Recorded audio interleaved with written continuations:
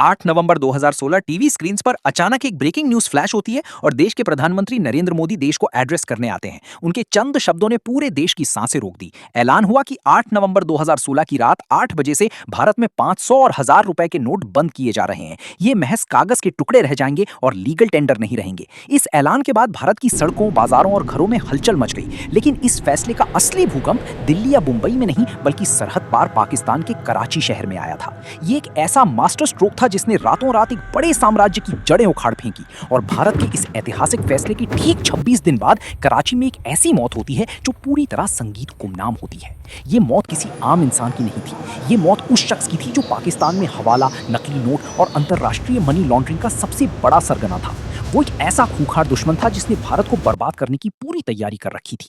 साल 1947 का वो दौर जब भारत और पाकिस्तान का बंटवारा हो चुका था। लाखों लोग अपना घर, अपनी जमीन और अपना सदियों पुराना कारोबार छोड़कर नई बनी सरहदों को लांग रहे थे।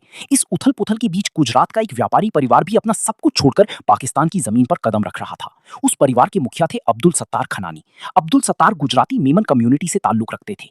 एक ऐसा कम्युनिटी जिसके बारे में कहा जाता है कि व्यापार उनके खून में दौड़ता है। ये वो लोग थे जो जबान के पक्के और सौदे के बेहद माहिर माने जाते थे। जब सत्तार खनानी पाकिस्तान के कराची पहुंचे तो हालात बद से बदतर थे। जेब में पैसे नहीं थे, सिर पर छत नहीं थी, लेकिन वो किसी की गुलामी या नौकरी नहीं करना चाहते थे। करेंगे तो सिर्फ अपना बिजनेस। उन्होंने कराची के बोल्टन मार्केट में फुटपाथ पर एक छोटी सी चलती फिरती करेंसी एक्सचेंज की दुकान खोल ली। लोग उनके पास दूसरे देशों की करेंसी लेकर आते और वो उसे बदलकर पाकिस्तानी नोट थमा देते।